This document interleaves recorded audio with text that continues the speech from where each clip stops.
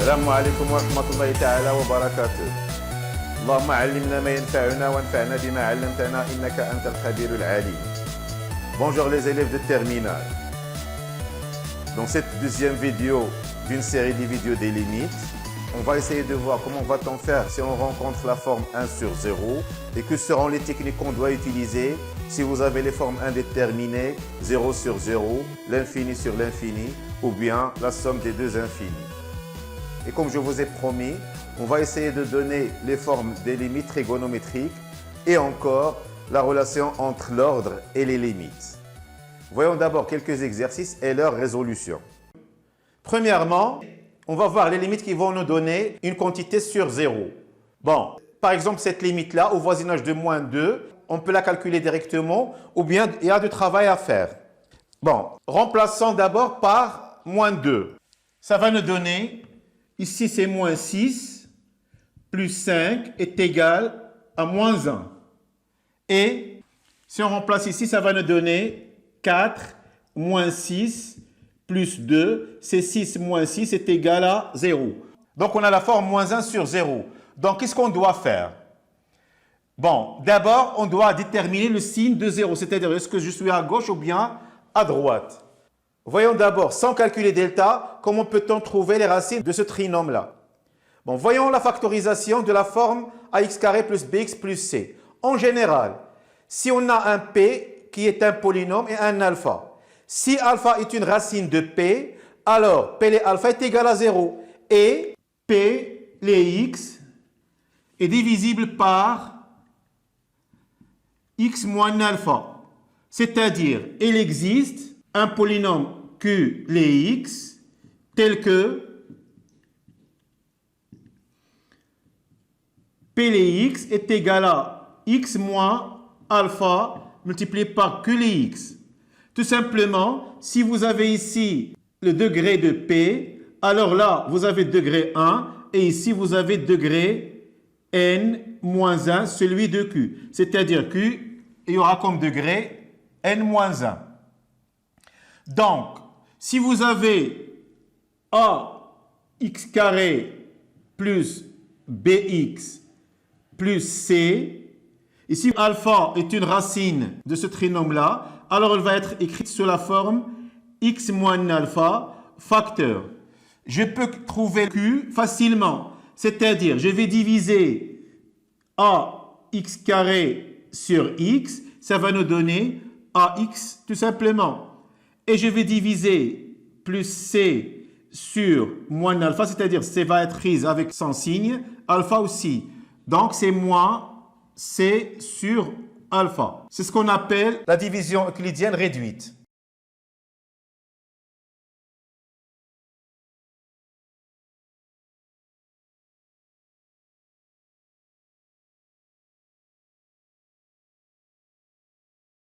Donc, si vous avez par exemple 3x carré moins 5x plus 2. Si vous voulez chercher une racine évidente, ça joue entre 1 moins 1, 2 moins 2. Sinon, ça serait mieux d'utiliser delta. Donc ici, si on remplace par 1, ça va donner 3 moins 5, c'est moins 2, plus 2 est égal à 0. Ce qui veut dire 1 est une racine évidente. Donc, ça va être x moins la racine qui est égale à 1, facteur. Je divise 3x carré sur x. Ça va nous donner 3x. Je divise 2 sur moins 1, qui va nous donner moins 2. Nous allons développer cette quantité pour trouver celle-ci. Est-ce que c'est vrai? Voyons. X multiplié par 3x, ça va être 3x carré, moins 2x, moins 3x, et moins 1 multiplié par moins 2, c'est 2, qui est égal à 3x carré, moins 5x, plus 2. C'est la quantité qu'on a. Donc, essayons d'appliquer cette petite astuce pour factoriser le dénominateur. Bon, le problème ici, c'était de déterminer une racine évidente, mais là, c'est donné parce que c'est moins 2. Donc, c'est la limite, quand x tend vers moins 2, de 3x plus 5 sur x moins 2, ça va donner plus 2. Et on divise x carré par x, ça va donner x. Plus 2 divisé par plus 2, ça va donner 1. Donc, vous avez les racines ici, c'est moins 2 et ici, c'est moins 1. Donc, on va les utiliser pour déterminer le signe de x carré plus 3x plus 2 dans le tableau de signes. Nous avons ici les deux solutions, c'est moins 2 et moins 1. Donc, ce sont les solutions de ce trinôme-là. C'est-à-dire, le A c'est 1, elle est positive, donc le signe contraire à l'intérieur et même signe à l'extérieur. Maintenant, j'ai l'opportunité de calculer les limites de cette fonction-là au voisinage de moins 2 et en même temps au voisinage de moins 1. Voyons qu'est-ce qui va se passer. À gauche de moins 2, ici vous êtes à gauche de moins 2, ça va nous donner une expression qui est positive. Donc il va venir de la droite de 0, c'est-à-dire moins par plus, ça va donner moins. Et ici je suis à droite de moins 2, c'est-à-dire je suis là. La quantité x carré plus 3x plus 2, elle va être négative, ce qui veut dire toujours on a le moins 1, et ici vous avez 0 moins, ce qui veut dire moins par moins, ça donne plus. Donc vous ne devrez pas croire que si vous êtes à gauche, j'aurai ici moins, si je suis à droite, j'aurai plus. Non, je peux avoir x tend vers une quantité à gauche, mais j'ai ici 0 plus. X tend vers une quantité à droite, et ici j'ai 0 moins. Bon, voyons les limites au voisinage de moins 1. Ici, j'ai remplacé par moins 2, mais là, je dois remplacer tout le monde par moins 1. Ici, moins 1 multiplié par 3, ça va donner moins 3, plus 5, ça va donner moins 2. Et là, quand on remplace par moins 1, bien sûr, ça va être 0. Mais quel 0? Je suis à gauche de 1. J'ai le moins ici, c'est-à-dire plus l'infini. Et ici, quand je serai à droite de moins 1, c'est-à-dire je serai là, ça va être plus, donc c'est moins 2 sur 0 plus, qui va être égal à moins l'infini. Donc vous voyez, si je suis à gauche, c'est 0 moins, je suis à droite, c'est 0 plus, ici je suis à gauche, c'est 0 plus, ici je suis à droite, c'est 0 moins. Donc qui va nous donner, est-ce que je suis à gauche ou bien à droite de 0? C'est le tableau de signes. Cherchons maintenant une deuxième limite. Si vous voulez, on va essayer de faire les calculs primitifs ou brouillons pour voir quelle est la forme qu'on aura. Donc, si on remplace ici par 3, ça va donner 12 moins 7 qui va être égal à 5. Et dénominateur, ça va être 9 fois 2, c'est 18, moins 3 fois 4, c'est 12, moins 6, c'est-à-dire moins 18 plus 18, ça va être égal à 0. Donc, j'ai la fameuse forme quantité sur 0. Donc, on doit déterminer est-ce que je suis à gauche ou bien à droite de 0. Ce qui veut dire qu'il suffit de déterminer le signe de dénominateur. Pour cela, on va factoriser. Et vous avez 3 comme racine, ça veut dire c'est x moins 3 facteur. 2x carré sur x, ça va donner 2x. Moins 6 sur moins 3, ça va donner plus 2. Donc, les racines sont 3 et moins 2. Donc, le tableau de signes, vous avez le A qui est égal à 2, c'est-à-dire il est positif. C'est contraire entre les racines et même signe à l'extérieur. Donc, si je suis à gauche de 3, je serai négatif. Déjà, vous avez numérateur est égal à 5, dénominateur est égal à 0, et c'est un 0 qui va être moins. Donc, c'est moins l'infini.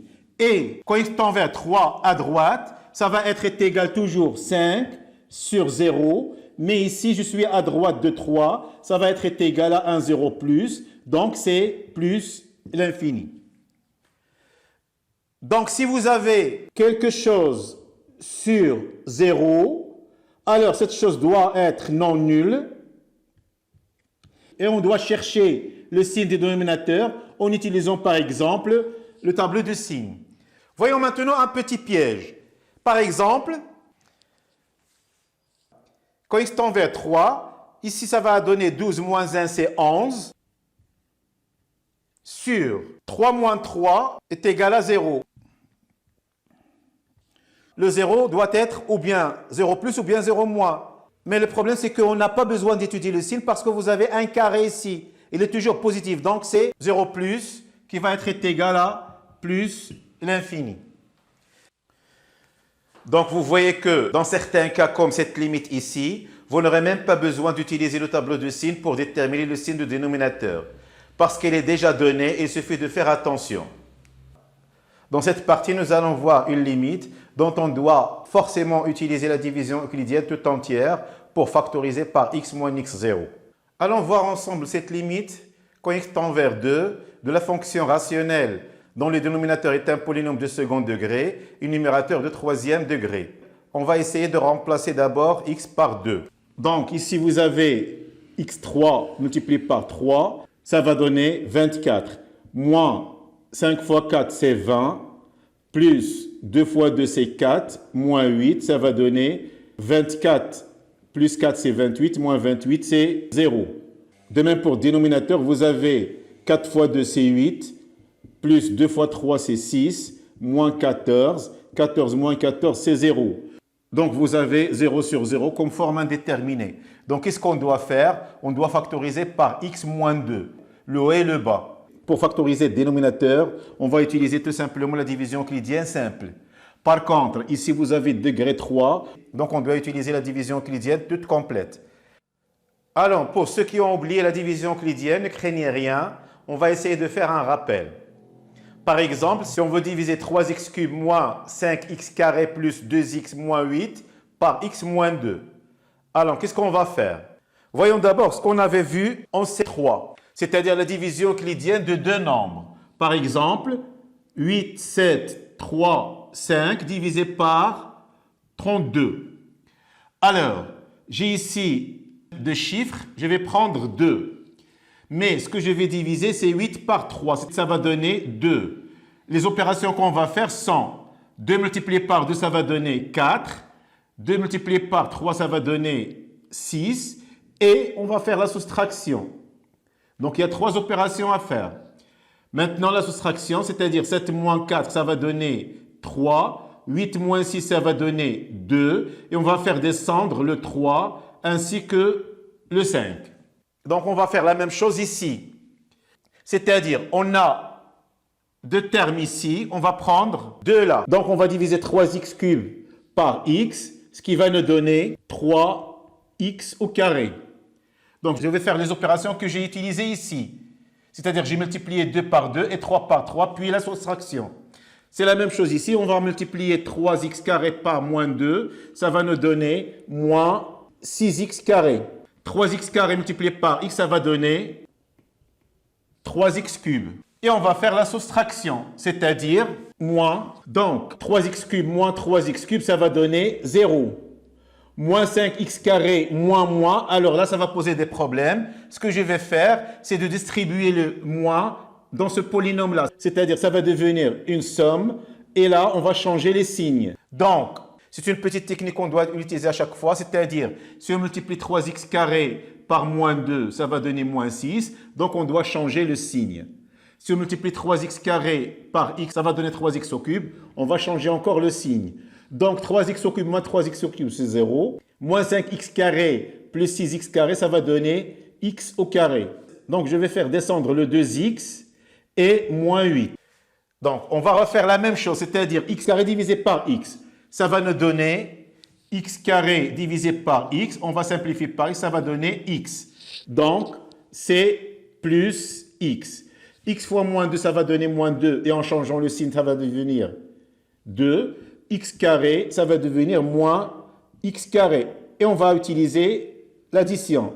C'est-à-dire ici, ça va donner 0. Et là, ça va donner 4x, moins 8. On va refaire la même chose, c'est-à-dire 4x divisé par x. En simplifiant par x, ça va donner 4. Donc ici, c'est 4. 4 fois moins 2, c'est moins 8. En changeant le signe, ça va devenir 8. 4 fois x, c'est moins 4x en changeant le signe. Donc, en additionnant ces deux polynômes, ça va donner 0 plus 0. Et voilà votre division euclidienne. Ce que vous connaissez encore, si vous avez à diviser A par B, vous aurez Q et le R. Ça, c'est quoi? C'est le diviseur.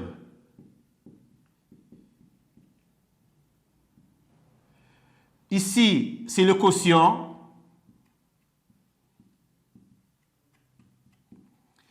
Là, c'est le dividende.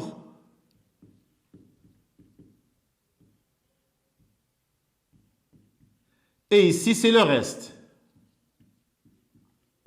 Et ce que vous devrez connaître, c'est que A est égal à B multiplié par Q plus R.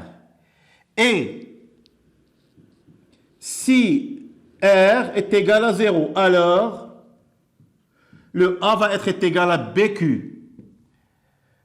Donc on dit que B divise A. C'est ce qu'on a ici. C'est-à-dire 3x cube moins 5x carré plus 2x moins b, c'est égal à x moins 2, facteur de 3x carré plus x plus 4. Donc voilà la factorisation de votre polynôme en utilisant la division euclidienne. Donc on va l'exercer ici. Qu'est-ce qu'il va nous donner? Limite, quand x tend vers 2, de x moins 2, facteur de 3x carré plus x plus 4 sur x moins 2 comme d'habitude parce que 2 est une racine, divisé par, je divise 2x carré par x, ça va donner 2x. Je divise moins 14 par moins 2, ça va donner 7. Donc, on va simplifier par x moins x0 qui est x moins 2, ça va nous donner limite quand x tend vers 2,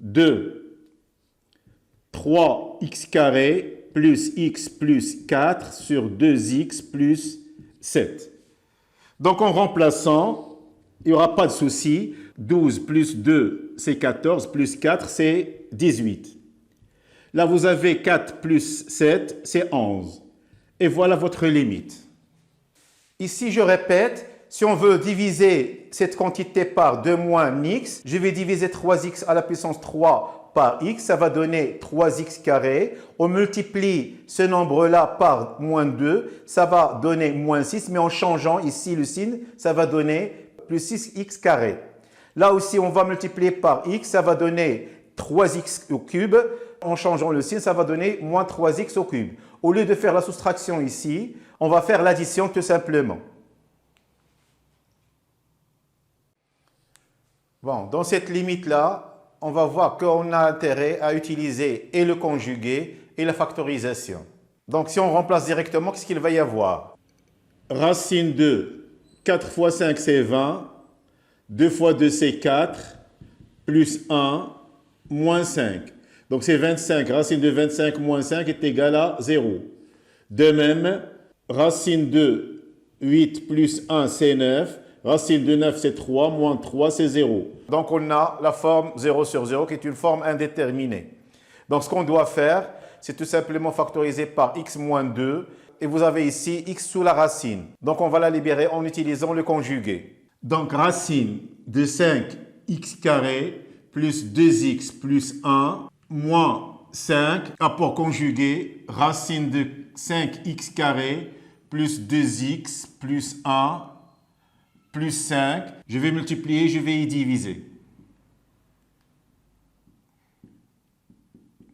Là, ça va jouer le rôle de a moins b facteur de a plus b, qui va être égal à a au carré moins b au carré. Et ici, ça va rester toujours racine de a plus b. Donc, voyons ce qui va se passer ici. Donc, si on utilise ici la forme conjuguée, ça va donner a carré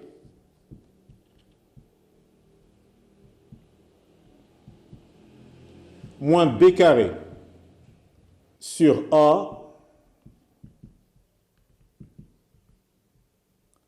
plus b.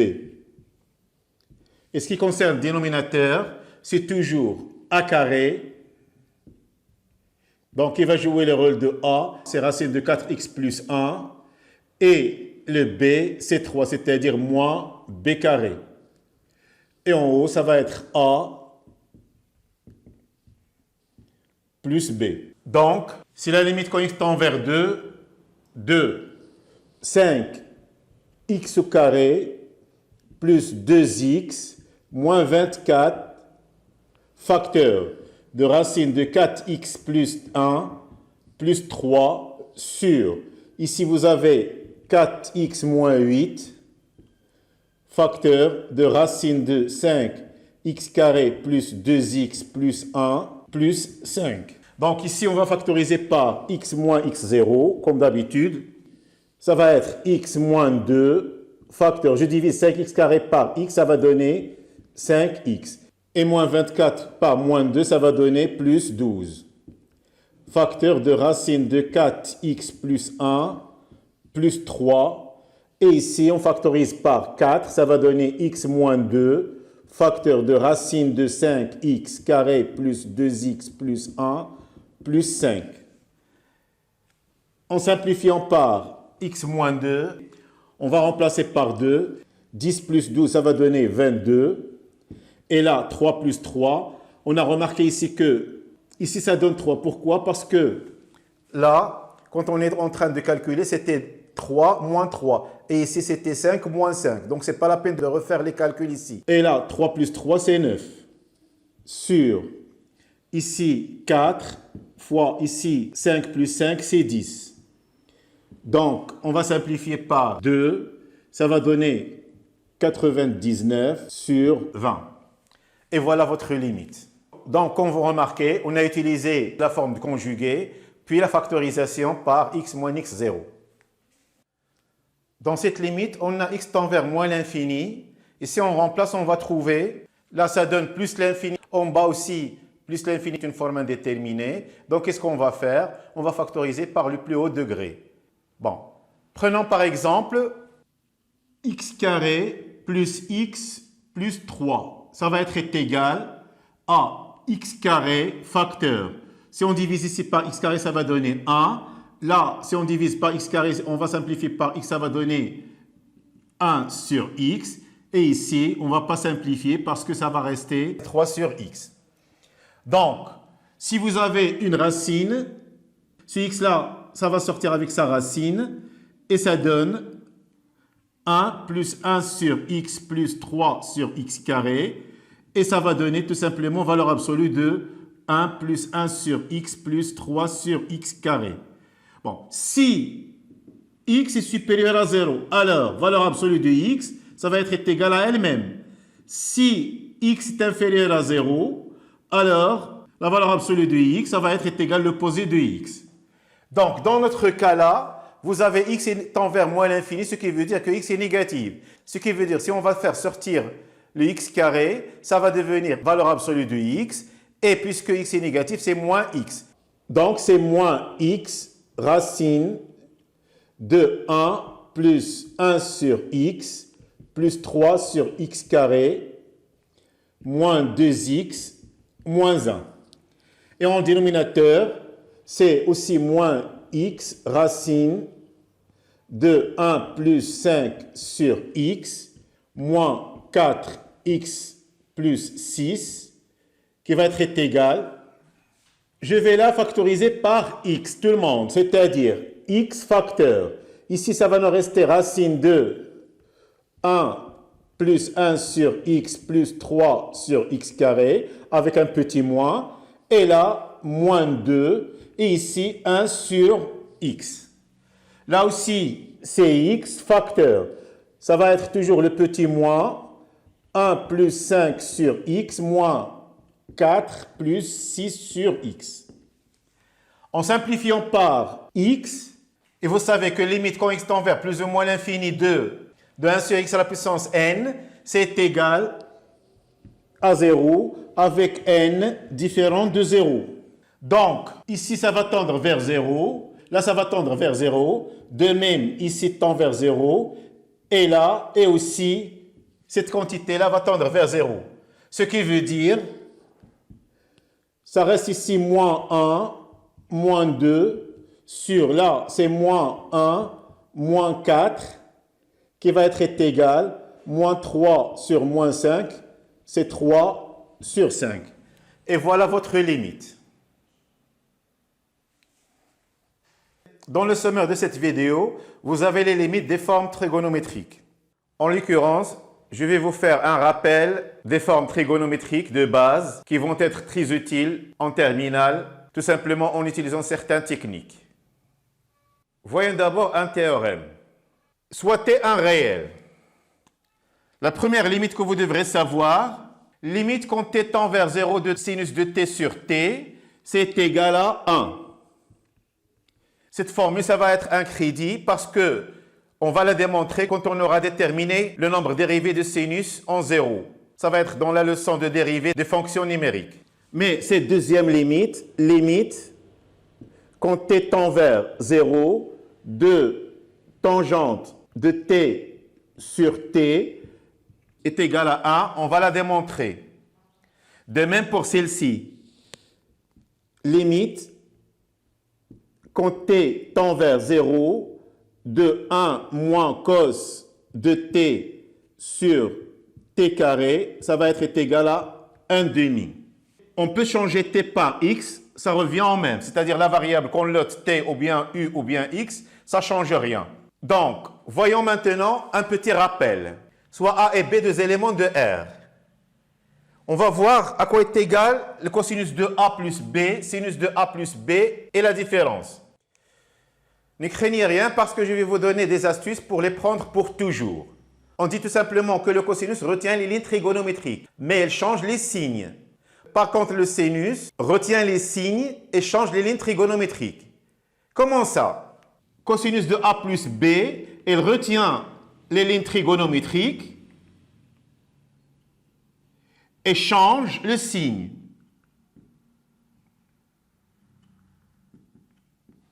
C'est-à-dire, cosinus de a plus b, c'est cosinus a cosinus b. Ici, vous avez plus, ici, vous avez moins, sinus a sinus b. De même, c'est cos a cos b. Ici, vous avez moins, ça va devenir plus, sinus a sinus b. Comme je viens de dire, le sinus change les lignes trigonométriques, c'est-à-dire, c'est sinus a cos b, mais préserve le signe, c'est-à-dire plus sinus b cos a. De même ici, sinus a cos b, vous avez le moins, ça va être ici aussi, sinus b cos a. Essayons d'utiliser ces formes-là pour trouver le cosinus de 2x et sinus de 2x. Comment ça? On va poser a est égal à b est égal à x. Donc, sinus de 2x, ça va être égal sinus de x plus x. Ça va être sinus de x cos de x plus sinus de x cos de x, c'est-à-dire 2 cos de x sinus de x. Je l'appelle le double produit, c'est-à-dire sinus de 2x, c'est le double produit. Voilà le double et le produit. De même, cos de 2x, ça va être égal, voilà, c'est cos x plus x, ça va être cosinus x, moins sinus x. Ce qui veut dire cos carré x moins sinus carré x. Donc, c'est la deuxième formule. Mais si on veut éliminer le cosinus, c'est-à-dire on veut que cette formule-là soit tout simplement en fonction de sinus carré x. Qu'est-ce qu'on va faire? On sait bien 1 est égal à cos carré x plus sinus carré x. Est-ce que vous remarquez quelque chose de si spécial ici? Mais moi, je remarque, parce que cette quantité-là et 1 vont différer d'un signe. C'est-à-dire, pour apprendre cette forme-là, il suffit de dire que cosinus de 2x, il diffère de 1 par un petit moins. Vous avez cosinus carré de x plus sinus carré de x, c'est 1. Mais si vous ajoutez ici le moins, ça va devenir cosinus de 2x. Donc, c'est une petite astuce pour l'apprendre par cœur. Et cos, ça va être égal à 1 moins sinus carré de x. Et si vous voulez moins sinus carré de x, ça va être égal à cos x carré moins 1. Donc, essayons d'utiliser ces deux formes-là ici. Donc, cos de 2x est égal, je vais prendre ce cosinus carré-là et je vais le changer. Donc, ici, ça va devenir 1, moins sinus carré, ça va se doubler. De même, je vais changer le moins sinus, le voilà. Qu'est-ce qu'il va devenir? Ici, ça va se doubler. Et le moins 1. Donc, les formules qu'on doit apprendre par cœur, ce sont sinus de 2x est égal à le double produit. Là, vous avez cosinus de 2x est égal à cosinus carré x moins sinus carré x, c'est-à-dire il diffère de 1 par un petit moins. Si on veut éliminer le cosinus carré, là, il va être remplacé par 1 et le sinus carré va se doubler. Si on veut éliminer le sinus carré, là, il va être remplacé par 1 et le cosinus carré va se doubler. Donc, voilà vos relations que vous devrez apprendre par cœur.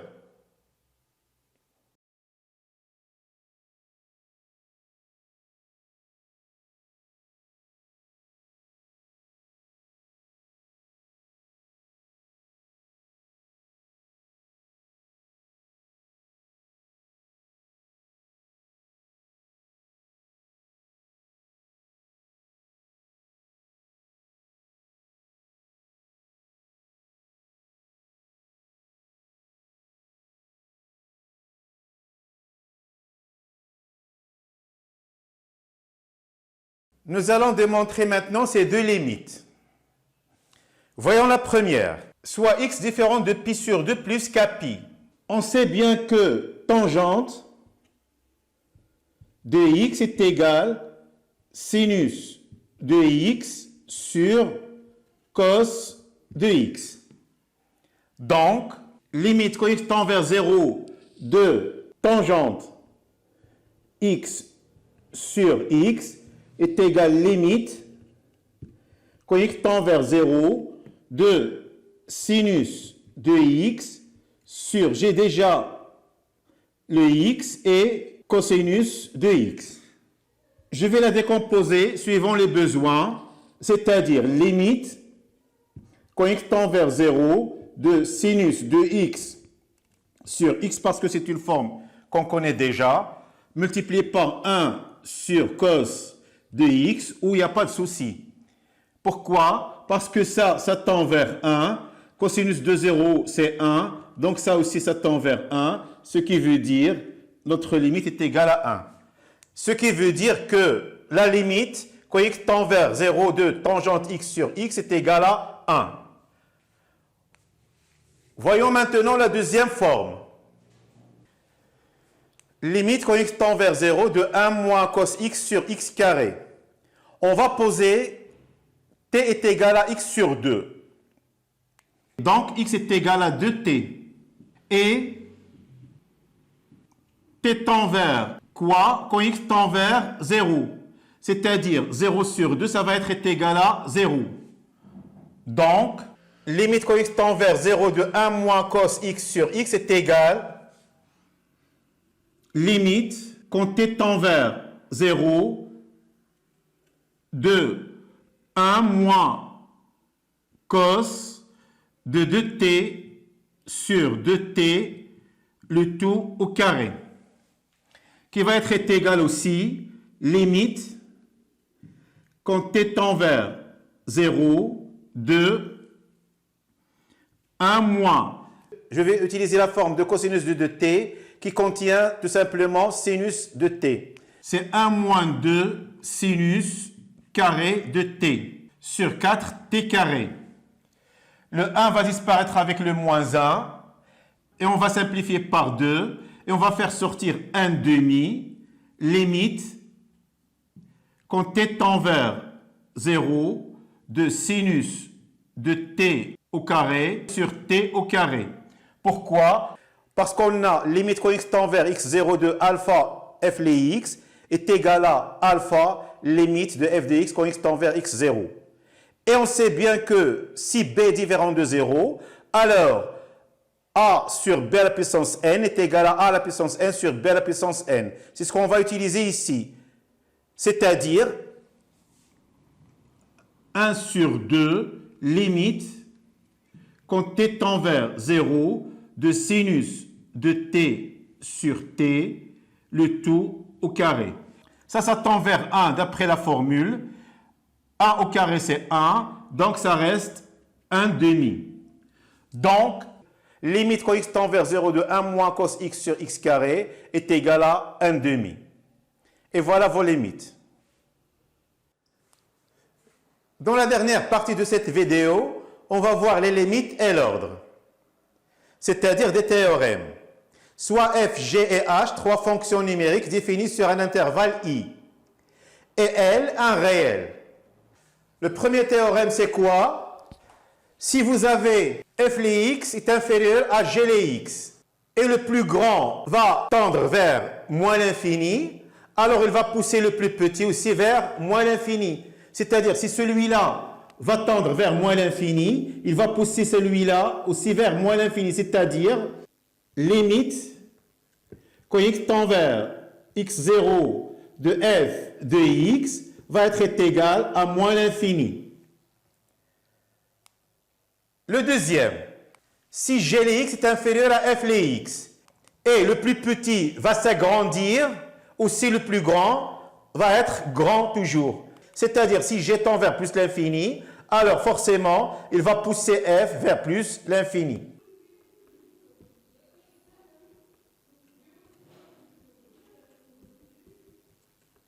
Donc, limite quand x tend vers x0 de f de x va être égal à plus l'infini. Le troisième théorème, si f les x est encadré par deux fonctions, c'est-à-dire g les x et h les x, et limite quand x tend vers x0 de g les x est égale à celle de h les x, et tous les deux vont être égaux à un réel L.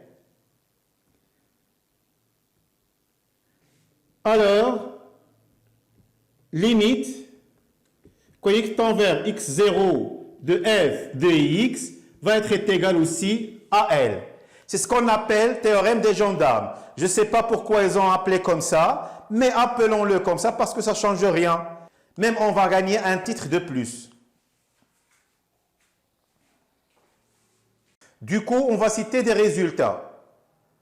Le premier résultat, si f les x est inférieur à g les x, et limite quand x tend vers x0 de g les x est égal à 0. Alors, qu'est-ce qu'on peut dire? Tout simplement, comme on vient de voir au début, puisque g est supérieur à f, alors la limite de f va être inférieure à celle de g, c'est-à-dire inférieure à 0. Mais si vous avez le f supérieur à 0, alors dans ce cas-là, on peut dire limite, quand x tend vers x0 de f de x, il va être égal à 0. Pourquoi?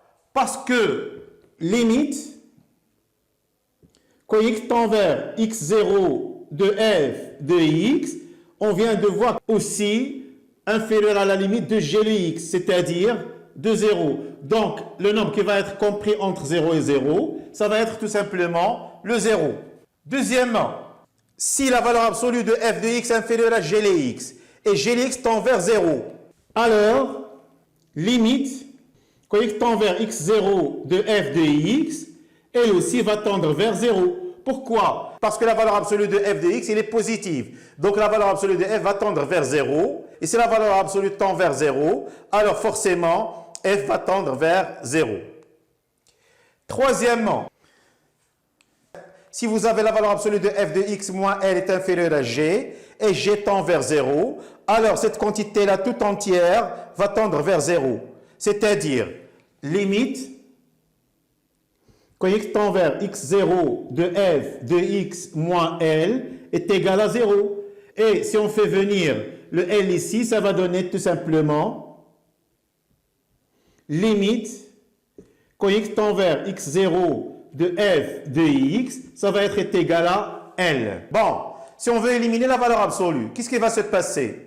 Si f de x moins L est inférieur à g, et limite quand x tend vers x0 de g de x est égal à 0, est-ce que ça c'est suffisant pour dire que f de x tend vers L?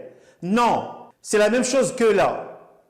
Mais si vous avez f de x moins L est supérieur à 0, alors forcément, f de x moins L va être compris entre 0 et 0, ce qui veut dire que f de x tend vers L. Alors, limite, quand x tend vers x0 de f de x, ça va être égal à L. Si on change l'ordre, qu'est-ce qu'il va se passer? Si vous avez L moins f est inférieur à G est positive, et limite quand x tend vers x0 de G est égal à 0, alors forcément, limite quand x tend vers x0 de f de x, ça va être égal à L. Pourquoi? Parce que limite,